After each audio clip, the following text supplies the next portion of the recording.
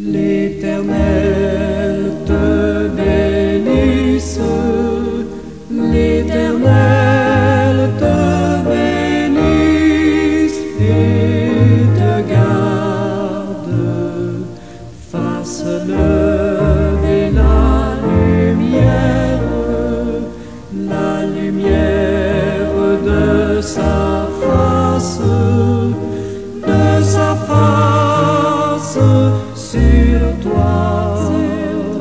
sur toi, use de grâce envers toi et te donne la paix, et te donne la paix.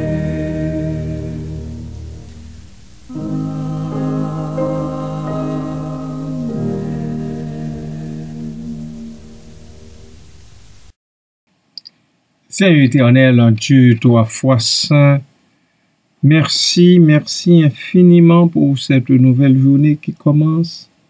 Merci d'abord de m'avoir permis de passer au travers de la nuit dernière. Et aujourd'hui, tu me remets encore sur mes pieds. C'est une grâce. J'en bénis ton Saint-Nom. Et c'est ce que tu fais pour la très grande majorité des gens vivant sur terre. J'en bénis ton Saint-Nom également pour eux, Père, et je remets cette journée entre ta main pour nous toutes et tous. Fais-nous la grâce de passer au travers. Aide-nous surtout d'avoir à l'esprit ce sentiment de reconnaissance envers toi pour tout ce que tu fais pour nous. Du fait que nuit après nuit, tu montes la garde auprès de nous autres et de nos proches, et de nous permettre aussi de nous réveiller tout bonnement lorsque le moment est venu, après un sommeil de mort. J'en bénis ton Saint-Nom pour cela, et je veux, ô Dieu, te témoigner ma reconnaissance, toute ma reconnaissance, tant que je vivrai. Merci, Père. À toi, à Jésus-Christ, au Saint-Esprit, soit toute gloire au siècle des siècles. Amen.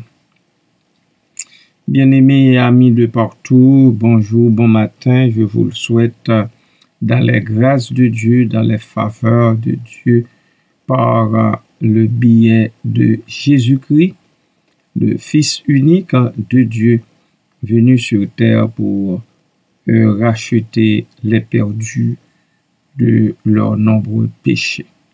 Soyez attentifs à sa parole quand il vous parle et convertissez-vous aussi à l'évangile de la grâce.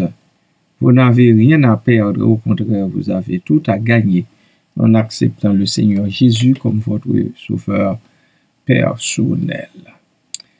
Bonne journée en Christ. Amen.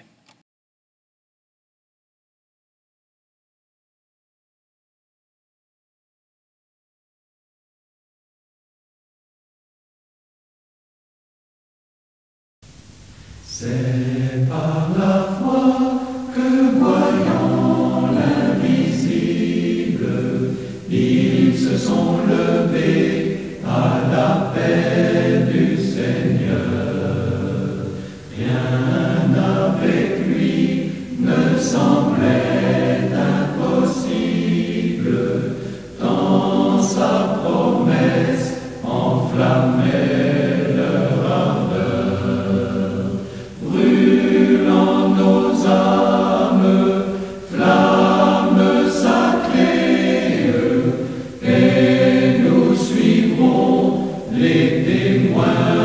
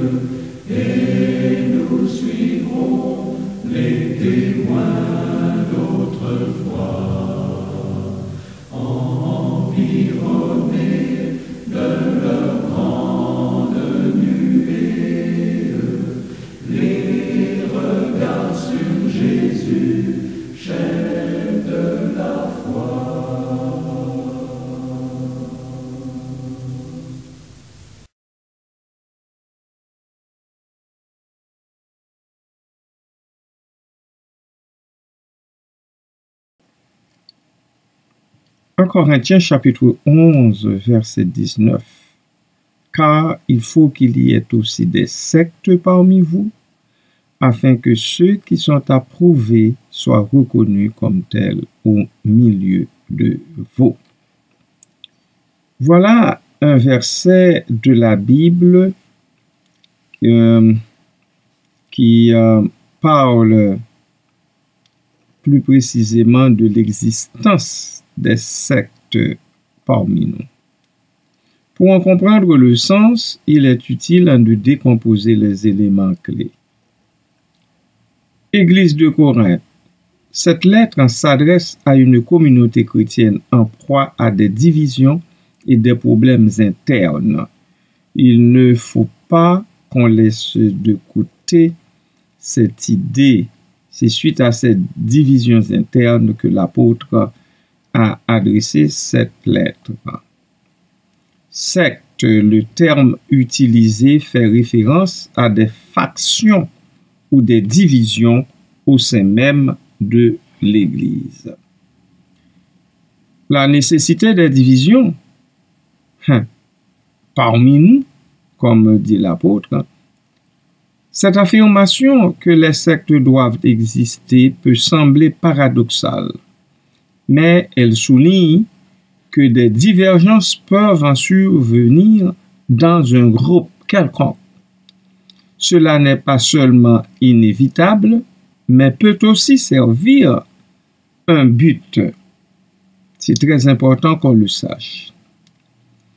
Il y a un test aussi des croyants. La présence de factions permet de mettre en lumière ceux qui sont approuvés, c'est-à-dire ceux qui demeurent fidèles aux enseignements de la foi. Ces épreuves en servent à distinguer les véritables croyants des autres.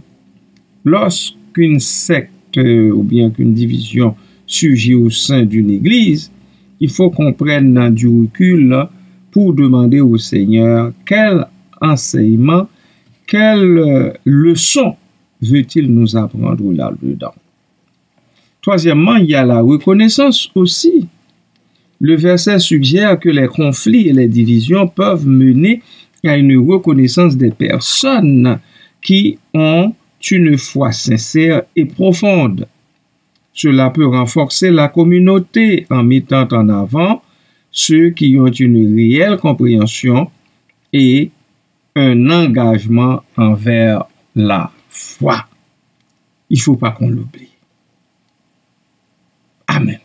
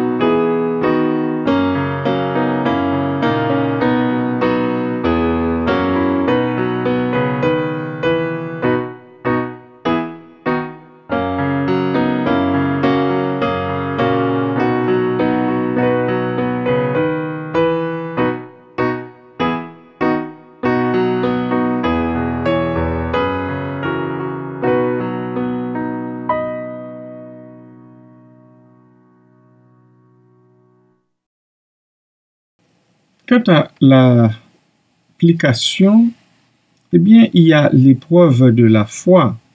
Les conflits peuvent agir comme des tests qui révèlent le caractère et la solidité de la foi des individus, de la foi des croyants. Il y a aussi l'aspect de cohésion et d'unité. Bien que des divisions puissent sembler négatives, elles peuvent aussi servir à renforcer l'unité des véritables croyants en les unissant face aux défis. Somme toute, ce verset invite à réfléchir sur la dynamique des relations au sein de la communauté chrétienne et sur la manière dont les épreuves peuvent mener à une purification et une clarification de la foi. Il souligne l'importance de la vérité et de l'authenticité dans la vie spirituelle, même dans des contextes où des désaccords émergent. Bien-aimés, remarquez que il a plu au Seigneur de nous créer différents, avec des opinions différentes. Si tel est le cas, c'est parce que Dieu veut que cela contribue à l'avancement, au développement de son peuple, de la communauté et de l'Église de Jésus-Christ. Il ne faut pas que nous ayons peur des conflits quand ils surgissent. Ce dont nous devrions avoir peur, c'est d'avoir la capacité de gérer les conflits. Et ça, il faut aller auprès du Seigneur pour avoir les facultés requises afin de gérer les conflits et d'en sortir grandi, debout, pour sa gloire et à sa gloire. Soyez richement bénis. Amen.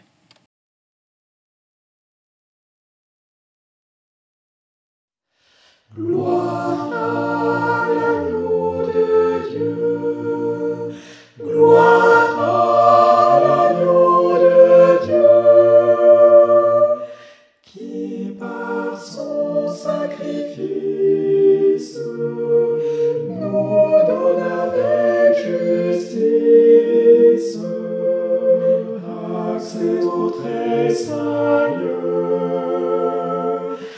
Accès au très saint lieu, toi qu'adorent les anges, accepte les louanges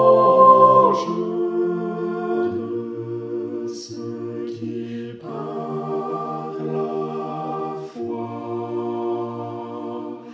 sont amenés à toi, de ceux qui par la foi sont amenés à toi.